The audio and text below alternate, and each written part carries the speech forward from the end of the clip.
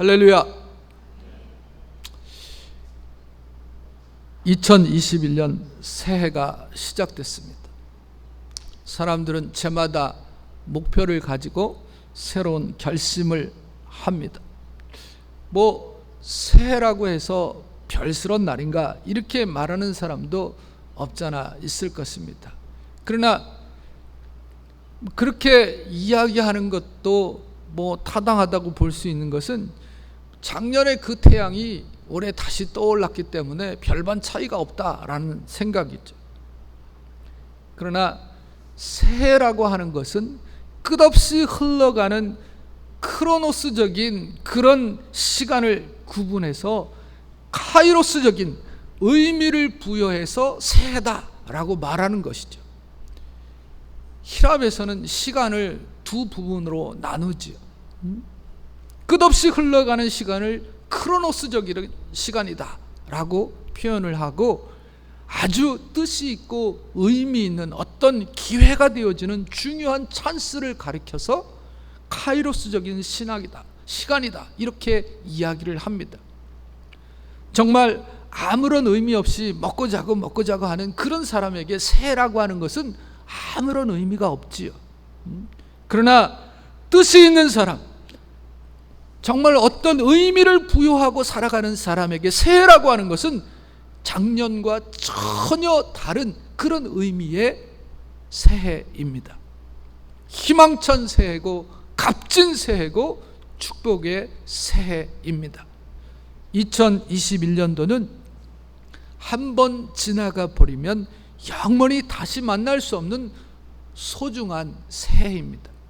그런 거로 새해 시작부터 사람들이 비장한 각오와 결심을 갖고 이 새해를 맞이해야 정말 의미 있는 카이로스적인 그런 시간이 될 수 있다라고 하는 겁니다.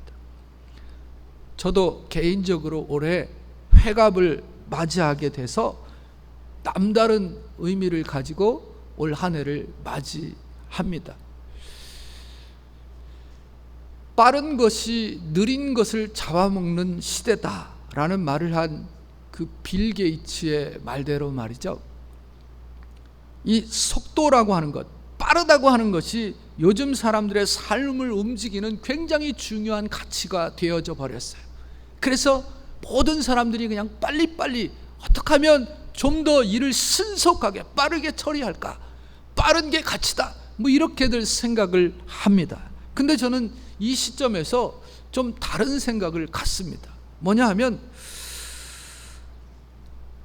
달리기 선수가 트랙을 달리는데 이렇게 달려야 되는데 반대로 이렇게 달린다고 하면 어떻게 될까라는 그런 생각입니다. 경기의 룰을 벗어나게 되면 아무리 빨리 달리는 선수일지라도 그 경기에서 절대 승리자가 될 수 없다는 거죠. 빨리 달리는 것이 그렇게 반대편에서 뛰어올 때는 오히려 해가 된다는 거예요. 괴테는 말하기를 첫 단추를 잘못 끼게 되면 마지막 단추는 끼울 구멍이 없다 그랬습니다. 시작을 잘하는 것이 목적을 잘 설정하는 거라는 거지. 시작을 정말 잘해야 됩니다. 방향 설정을 잘하고 뛰어야지, 시작부터 방향이 엄한 데로 가 있으면 문제가 심각해진다라는 거죠. 크리스천의 삶의 계획을 세울 때 우선되어야 할 가치관이 어디로 나아갈 것인가 라고 하는 방향 설정입니다. 그것은 우리가 무엇을 할 것인가를 생각하는 거죠. 우리는 삶의 기초가 되는 하나님과 함께 시작하는 올바른 방향을 선택해야 됩니다.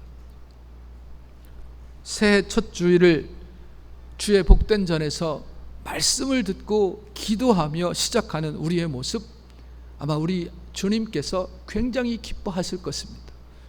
새해도 주님의 크신 은혜와 축복이 우리 가정과 여러분들이 하는 모든 일 위에 충만히 임하시기를 주의 이름으로 축원합니다.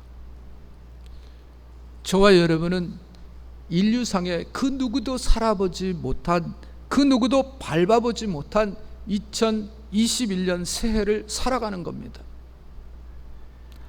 하나님이 여기까지 우리를 인도하셨습니다. 이미 시작한 한 해가 후회할 것 없는 복된 한 해가 되기를 다시 한번 축원합니다. 주님과 함께하는 임마누엘의 한 해가 되기를 바랍니다. 사람이 가장 스트레스를 받을 때가 언젠가, 그것을 생각을 해보면 아마도 어떤 새로운 일을 계획하고 그 일을 시작할 때가 아닌가 생각되어집니다. 늘 하는 대로 하는 것은 정말 쉬운 일이죠. 그러나 새로운 어떤 일을 계획하고 어떤 일을 막상 시도하는 일, 그때에는요, 환경적으로 어떤 문제들이 일어나게 되고 장애물들이 일어날 수 있습니다. 그럴 때 이런 것들을 잘 넘어서는 사람이 바로 승리하는 자가 되는 거죠. 어수선하고 막막할 때, 힘들어질 때, 그럴 때는요, 사람의 소리를 들어서는 안 되고요, 그럴 때 우리는 주님의 음성을 들어야 하는 것입니다. 완전할 수 없는 것이 우리 인생입니다. 그래서 살면서 때때로 우리는 후회를 하게 됩니다. 그러나 여러분, 지난 날에 얽매이지 마시기 바랍니다. 인생은 마라톤과 같은 거예요. 지난 시간 동안 우리가 잘못 달렸다고 한다면 이제 남은 코스 우리가 잘 달리면 되는 겁니다. 오늘 이 시간이 새로운 출발의 시간이 되시기를 바랍니다.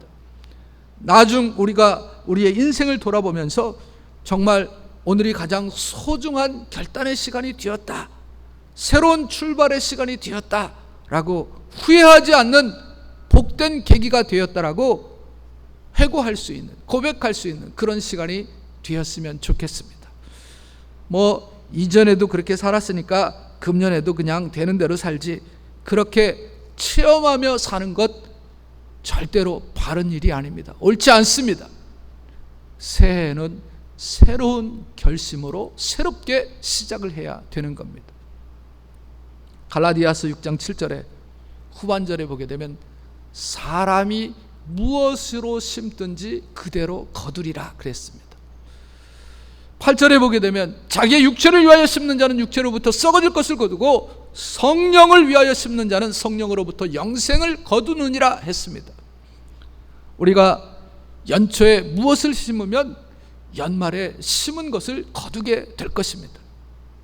그러므로 우리 모두 올해는 다른 것 다 내려놓고요, 이렇게 한번 해보시기 바랍니다.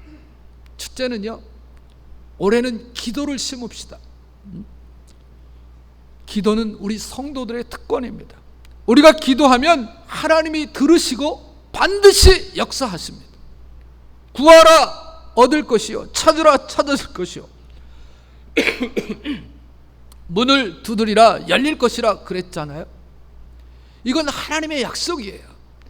그러니까 우리 예수 믿는 사람들은요, 이 특권을 가졌어요. 우리가 구하면 하나님이 얻게 해주세요. 우리가 찾으면 하나님이 찾게 해주시고, 우리가 문을 두드리면 다 열리게 되어져 있다니까요. 다윗은 나는 평생에 기도하리라 그렇게 다짐했습니다. 여러분, 우리가 잘 알듯이 사무엘은 나는 기도 쉬는 죄를 범치 않겠다 했습니다. 여러분, 기도, 이게 얼마나 중요한지 몰라요. 하나님이 우리를 위해서 모든 것을 다 예비해 놓으셨는데도 불구하고 하나님은 그래도 기도하여 되리라 라고 에스겔서에 우리에게 분명히 말씀하고 있습니다. 하나님, 저와 여러분의 필요한 거 다 알고 계세요. 이만큼 쌓아 놓으셨어요. 그래도 그걸 내가 얻을 수 있는 길은 기도밖에 없다라고 하는 사실을 꼭 기억하시기 바랍니다. 그리고 올 한 해는 기도를 많이 심으십시오. 기도해야 될 게 얼마나 많이 있는지 모릅니다. 기도할 게 너무너무 많이 있어요. 여러분, 정말 우리 사랑하는 사람들을 위해서 기도해야지. 여러분 자녀를 위해서 기도해야지. 가정을 위해서 기도해야지. 남편은 아내를, 아내는 남편을 위해서 기도해야지. 일가천척을 위해서 기도해야죠. 이웃을 위해서 기도해야죠. 교우를 위해서 기도해야지. 교회를 위해서 기도해야지. 나라와 민족을 위해서 기도해야죠. 기도해야 될 게 얼마나 많이 있는지 모릅니다. 그저께 아침에 저희 집사람이 4시에 일어나가지고 밑에 내려가서 기도를 하고 왔어요. 그러면서 나한테 하는 소리가, 여보, 기도할 게 얼마나 많은지 나는 그냥 내가 아는 사람 이름만, 우리 성도들 이름만 스쳐가면서 막 이름만 부르면서 기도했는데 2시간 걸렸대. 자기가 아는 사람 이름만 부르면서 기도했는데 2시간 걸렸다. 그러니 여러분, 우리가 기도해야 될 일이 얼마나 많이 있어요. 여러분, 이 세상 사람 다를 위해서 기도하라 소리 안 하겠어요. 그러나 여러분, 여러분이 사랑하는 사람을 위해서, 여러분의 가정을 위해서, 여러분의 생업을 위해서, 여러분의 인생을 위해서 얼마나 많이 기도했냐 이 말이. 시간이 없었어요? 바빠서요? 제가 지난 시간에도 말씀드렸어요. 바빠서 성경 읽을 시간이 없고 바빠서 기도할 시간 없다고요? 바보 같은 소리 하지 마세요. 그렇게 바빠서 여러분 그렇게 열심히 살아갖고 지금 얼마나 쌓아뒀냐고요. 얼마나 쌓아뒀어요? 뭐가 그렇게 잘 됐어요? 내놓을 거 있으면 가져와 봐요. 그렇게 열심히 살아갖고 성경 볼 시간도 없고 기도할 시간도 없고 그렇게 살아갖고 뭘 얼마나, 전도를 몇 명이나 했어요? 돈을 얼마나 많이 벌었습니까? 얼마나 많이 출세했어요? 그런 소리 하지 마세요. 인생은 하나님의 손에 달렸습니다. 하나님이 함께 하시면 되는 거예요. 요셉이 말이죠. 요셉이 정말 비참한 인생이 되지 않았습니까? 처음에는 잘 나갔어요. 아버지의 사랑 다 받고 살았습니다.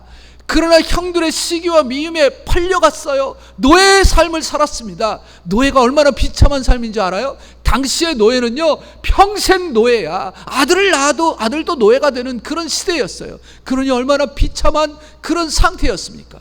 그럼에도 불구하고 성경은 하나님이 그와 함께하니 그가 형통했더라 그랬습니다. 그래서 결국 애굽의 재산까지 되잖아요. 여러분, 복은 하나님이 주시는 거야. 세상이 복을 가져다 준다 생각하면 착각입니다. 여러분, 복은 하나님이 주시는 거야. 잘 되고 못 되는 것, 살고 죽는 것 다 하나님의 손에 있습니다. 그런데 왜 기도를 안 해요? 여러분, 오늘 평안하니까 괜찮아, 천만만만해요. 여러분에게도 반드시 어려울 때가 있습니다. 기도할 수 없을 때가 있어요. 그러니까 평안할 때 기도를 쌓아두는 거야. 기도를 쌓는 거예요. 올 한 해는요, 기도를 많이 심으십시다.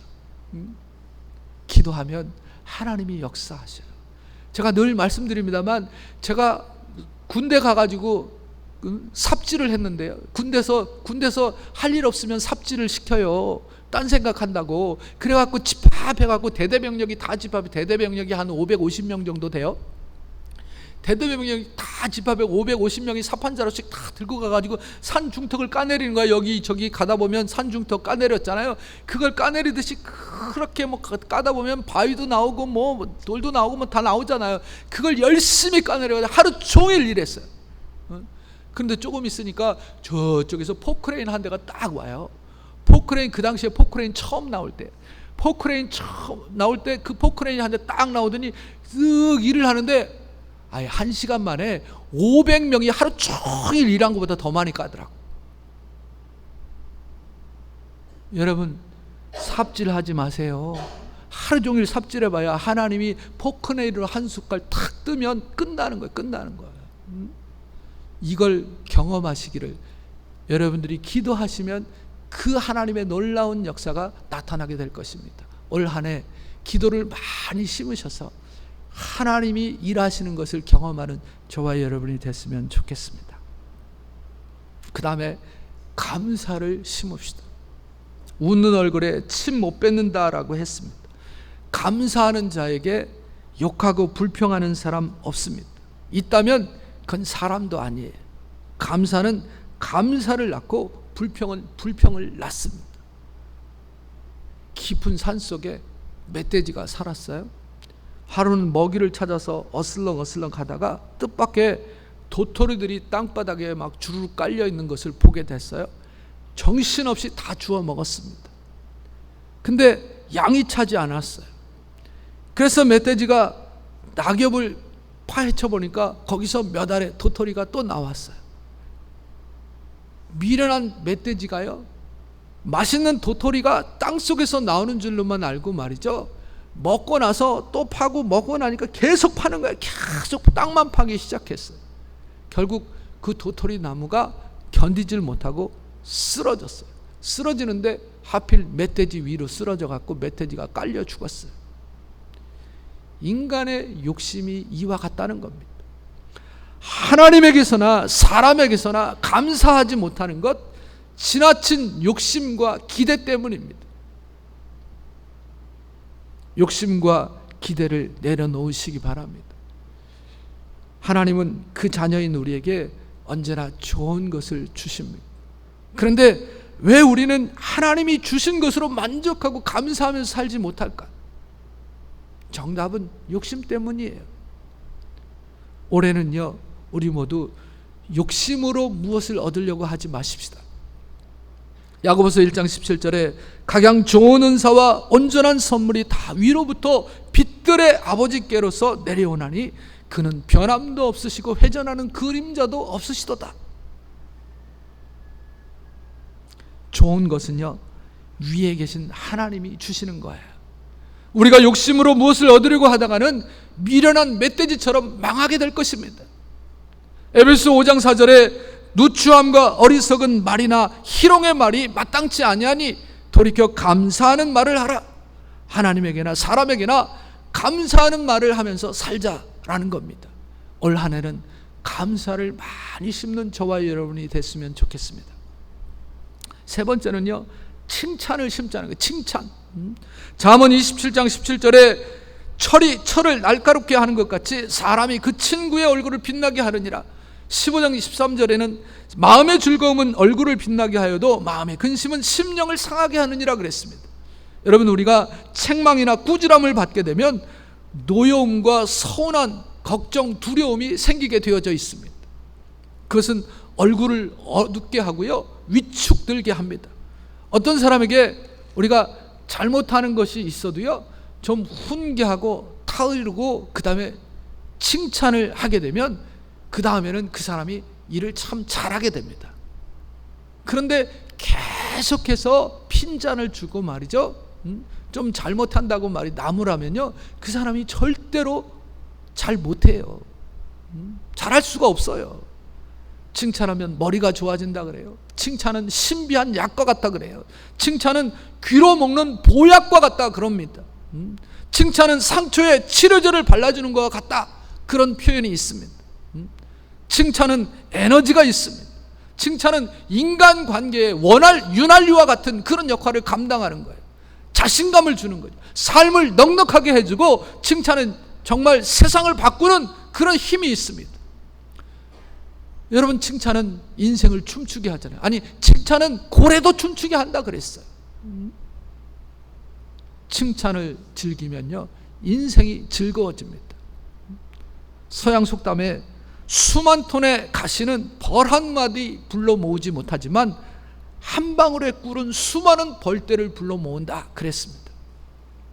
금년에는 우리 자녀들이나 남편에게나 아내에게, 이웃에게, 교우들에게 최대한으로 칭찬을 많이 하십시다.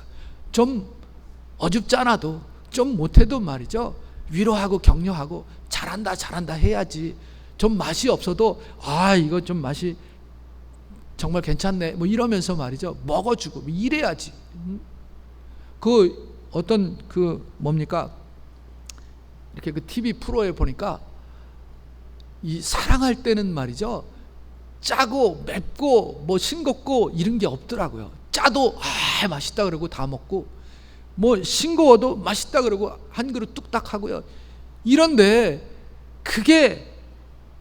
이게 세월이 지나서 권태가 되어지게 되면 조금만 짜도 짜다고 쭈절거리고 말이죠, 조금만 싱거워도 싱겁다 그러고 그렇게 되더라고요.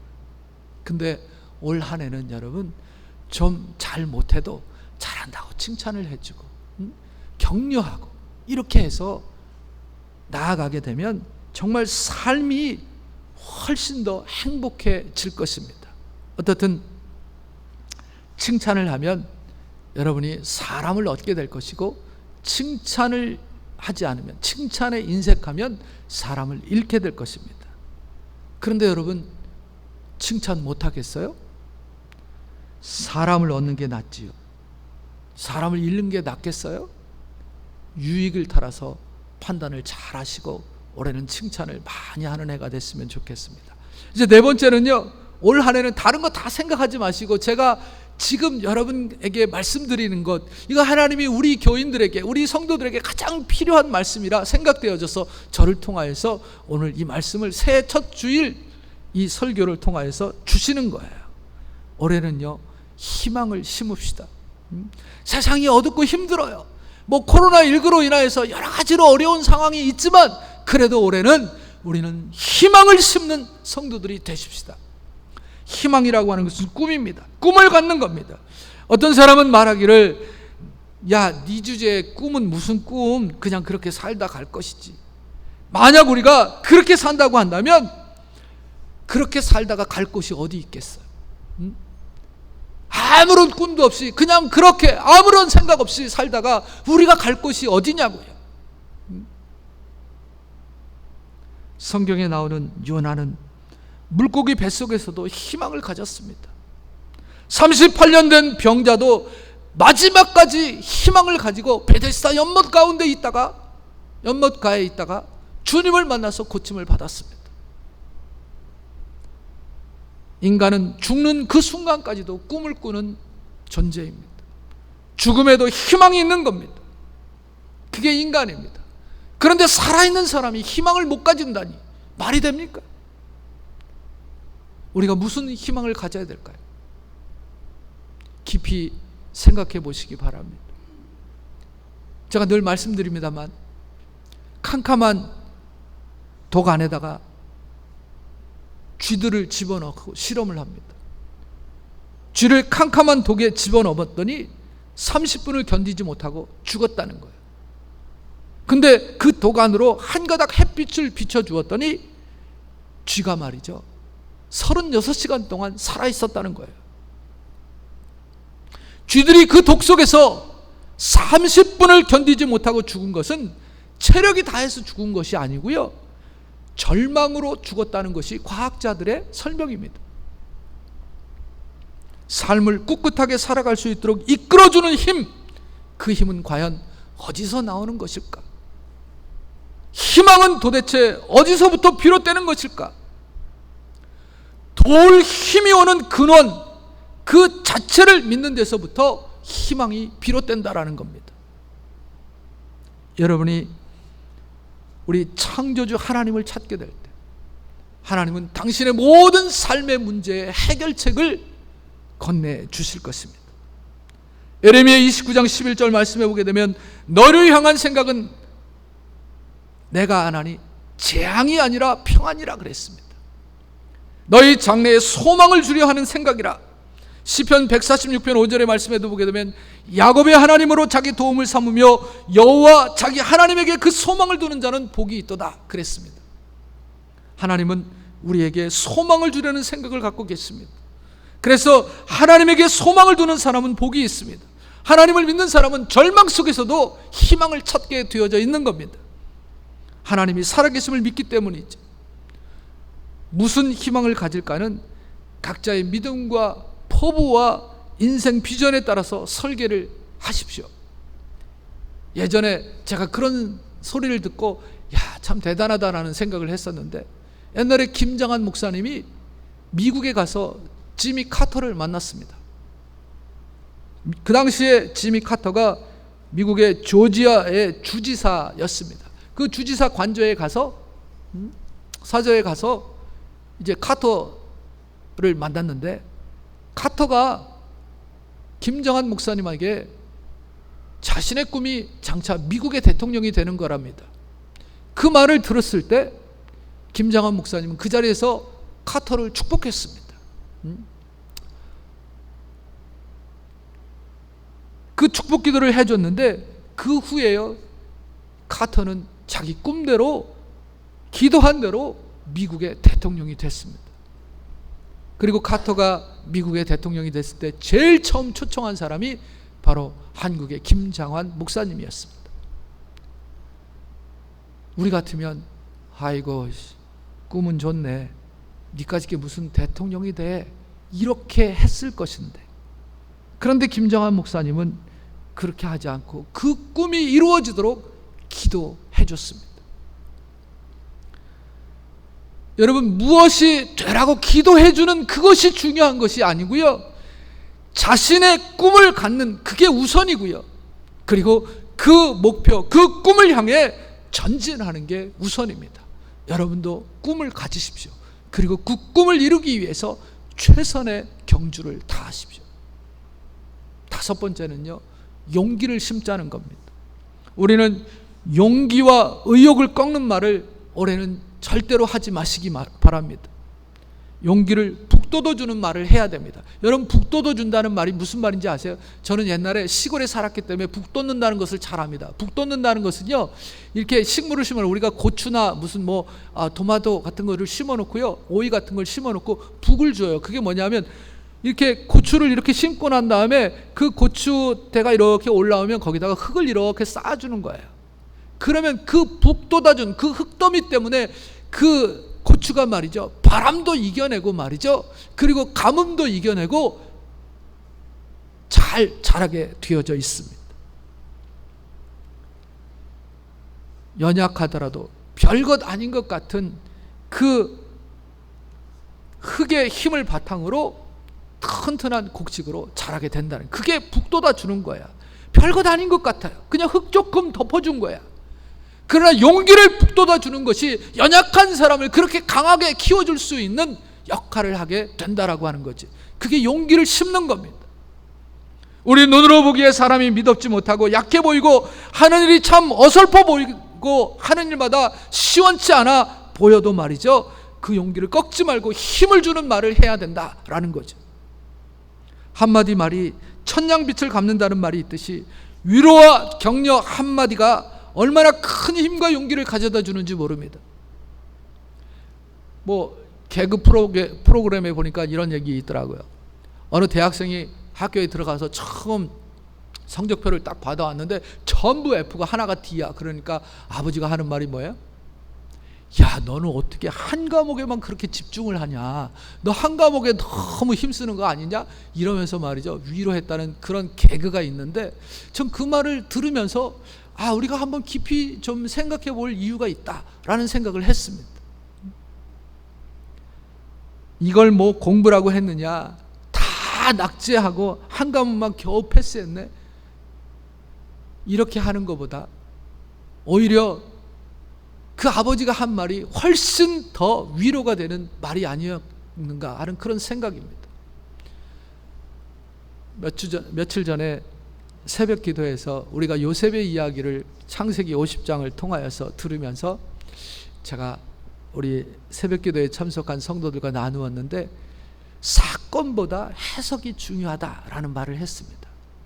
사건인 즉슨 형들이 요셉을 팔아서, 요셉은 저 미디안 상인에게 끌려가서 노예가 되어지고 우여곡절 끝에 애굽의 재상이 되어져서 이제 가뭄이 들고 요셉의 형제들이 곡식 사러 갔다 요셉을 만나게 되고, 또 어떻게 돼서 야곱까지 다 애굽으로 와서 살게 되지 않습니까? 근데 야곱이 죽었어. 야곱이 죽고 나니까 형들이 다시금 불안해하는 거야. 아버지 야곱이 살았을 때는 저 동생 요셉이 우리를 선대했는데, 이제 아버지 야곱이 돌아가셨으니까 요셉이 우리에게 복수를 할 것이다 라고 하는 생각에서 벌벌 떨면서 두려워서 어쩔 줄 몰라요. 그러면서 아버지가 살아계실 때 우리에게 유언을 남긴 것이, 동생아, 너희가 우리 형제들을 잘 보살펴 줄 것을 아버지가 유언으로 남겼다는 거 너 들었냐? 이런 식이죠. 그때 요셉이 형들이 나를 팔아서 내가 애굽까지 오게 된 것은 형들이 그렇게 했지만 사실은 하나님께서 우리 가족을 살리시기 위해서, 이 가뭄 속에서 우리 가족을 살리시기 위해서 나를 이곳에 보내신 겁니다 라고 하면서 해석을 아주 잘했어요. 사건보다 해석이 중요하다라는 거예요.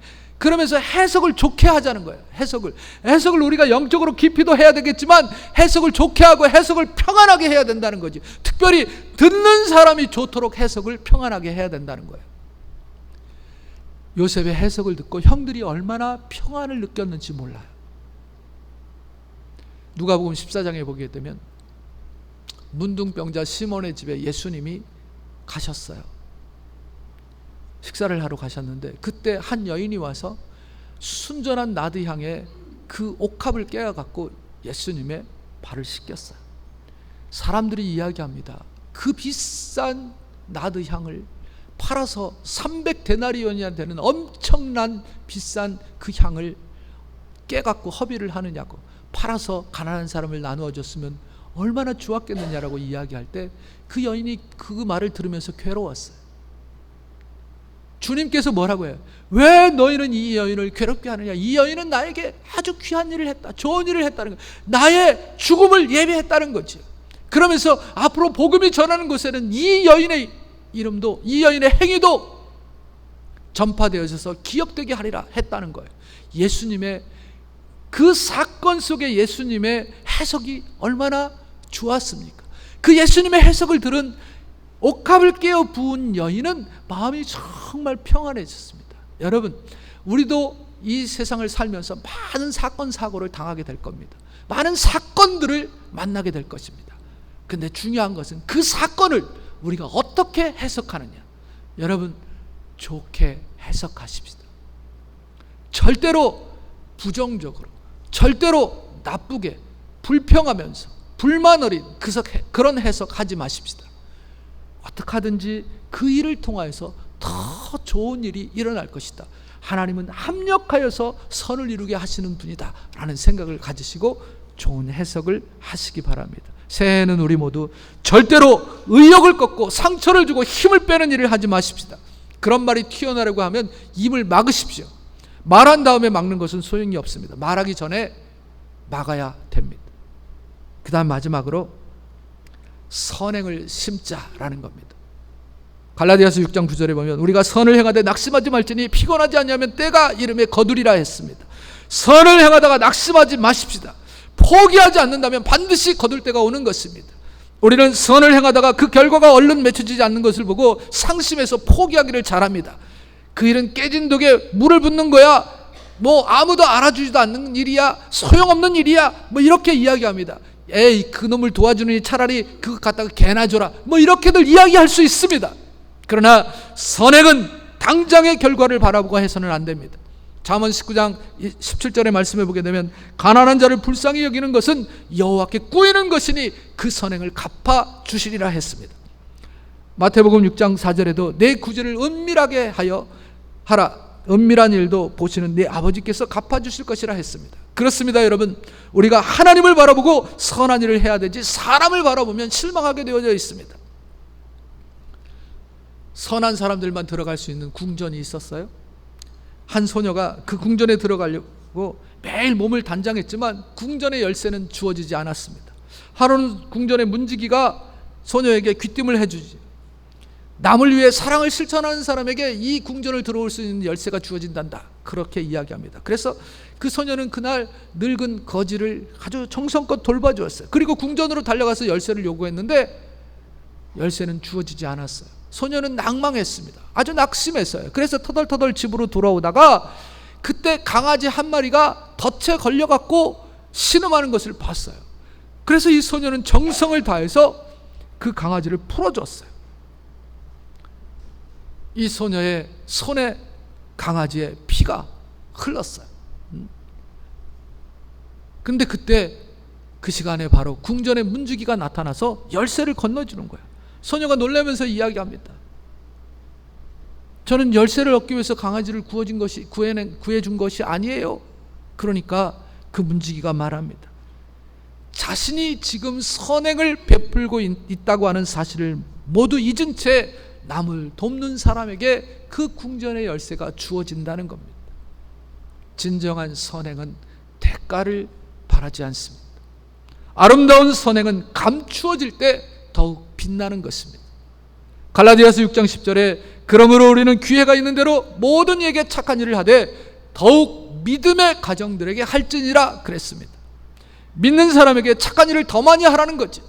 그것은 믿는 사람들끼리만 주고받으라는 게 아닙니다. 같이 믿는 형제들도 돌아보지 못하면서 거창하게 외부의 사람을 돕는다, 그렇게 나팔불지 말라는 거죠. 그래서 사도행전 6장에는 교회 안의 과부들을 우선적으로 돕기 위해서 그 일을 전담할 집사를 따로 구분하라 그랬습니다. 그만큼 믿는 자들에게 선행을 하는 것이 필수 사명입니다. 이제 탈무드 이야기를 하면서 오늘 말씀을 마칩니다. 왕이 어떤 사람에게 왕궁으로 입궐하라고 명령을 했습니다. 즉시 입궐을 해라.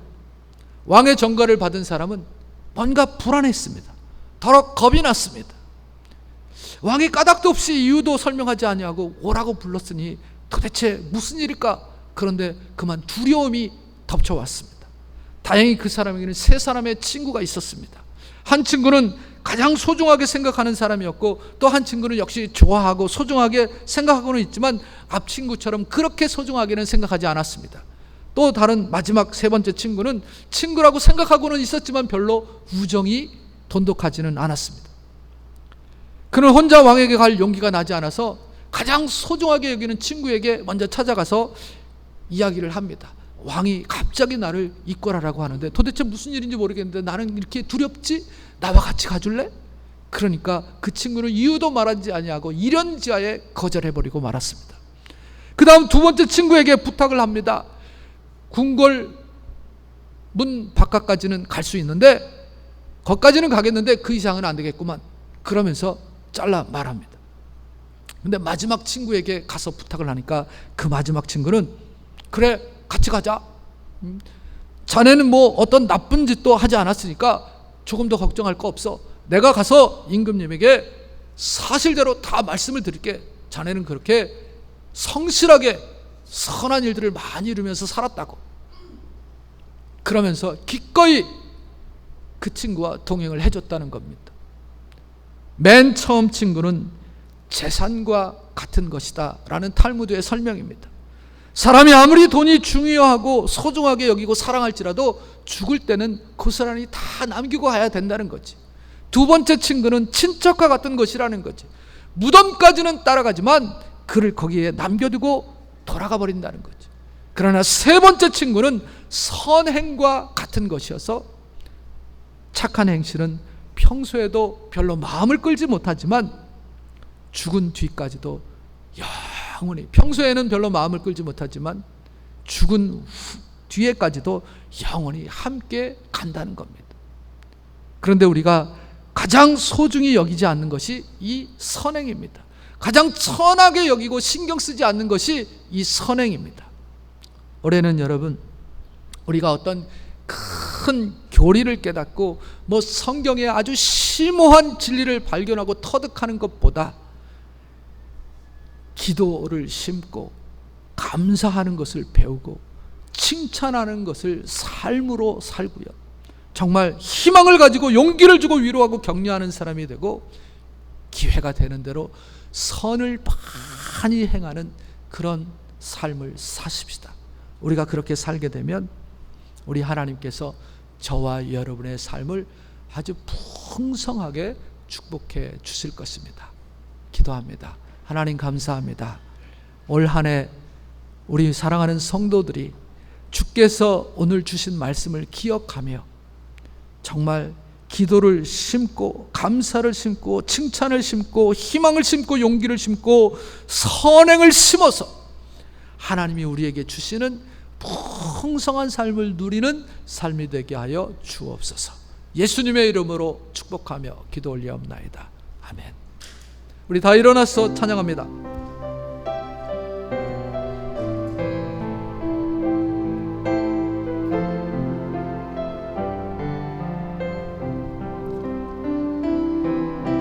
주님 다시 오실 때까지 나는 이 길을 가리라. 좁은 문 좁은 길 나의 십자가 지고 나의 가는 이 길 끝에서 나는 주님을 보리라. 영광에 내 주님 나를 맞아주시리. 주님 다시 오실 때까지 나는 일어나 달려가리라. 주의 영광 온 땅 덮을 때 나는 일어나 노래하리 내 사모하는 주님 온 세상 그 주시라 내 사모하는 주님 영광의 왕이시라. 지금은 우리 주 예수 그리스도의 은혜와 우리 하나님 아버지의 무한하신 사랑하심과 성령님의 감화 감동 위로교통 축복하심이 새해 첫 주 예배를 하나님 앞에 드리고 하나님의 귀한 말씀대로 많은 것을 심어서 하나님 앞에 크게 영광 돌리기를 다짐하고 돌아가는 성도들 머리머리 위에와 저들의 가정과 일터 위에 이 나라와 이 민족 내 사랑하는 조국 위에 세계 선교 위에 영원토록 함께 계실지어다. 아멘.